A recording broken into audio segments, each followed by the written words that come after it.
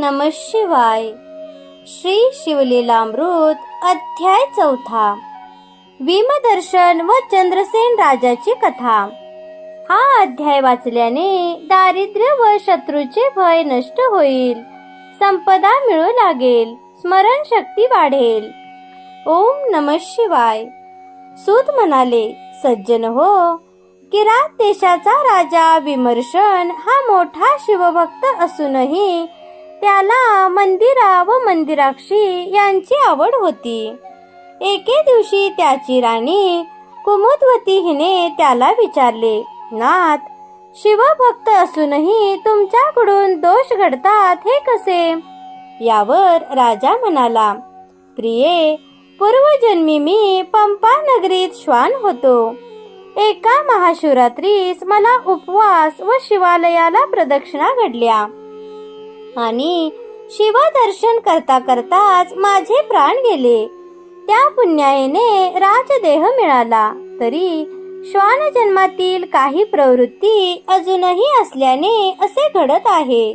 तेव्हा राणीने तिचा पूर्वजन्म विचारला असता तो म्हणाला, पूर्वजन्मी तू कपोती असताना तुलाही शिवमंदिराभोवती 3 प्रदक्षिणा घडल्या व ससाण्याने मारले असता तू शिवालयासमोरच प्राणत्याग केलास. त्यामुळे आता तू राणी झाली आहेस. मग राजाने तिला त्याचे स्वतःचे व तिचे पुढील 6 जन्म सांगून अंती आपल्या दोघांना कैलासात स्थान मिळणार असल्याचे सांगितले. हे ऐकून राणी धन्य झाली. दुसरी कथा सांगताना सूत म्हणाले, उज्जयिनीचा राजा चंद्रसेन महाकाळेश्वराचा भक्त होता. त्याचा मणिभद्र नावाच्या मित्राने त्याला एक दिव्य मणी दिला असल्याने त्याच्या राज्यात नेहमी सुबत्ता होती. हे वृत्त कळताच पृथ्वीवरच्या इतर राजांनी एकी करून त्याच्या नगराला वेढा दिला व मण्याची मागणी केली. तेव्हा राजाने महाकाळेश्वराला साकडे घातले व पूजा आरंभिली.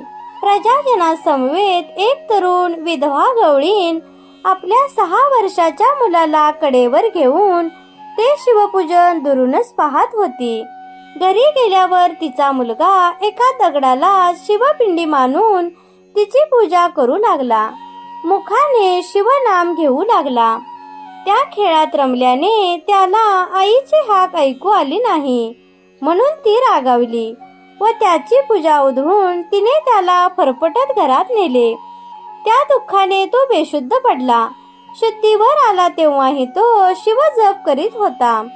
हे पाहून प्रसन्न झालेल्या शंकराने त्या मुलाला दर्शन आणि वरदान देऊन त्याच्यासाठी स्फटिकाचे शुभ्र शिवलिंग असलेले रत्नखचित स्वर्ण मंदिर निर्माण केले.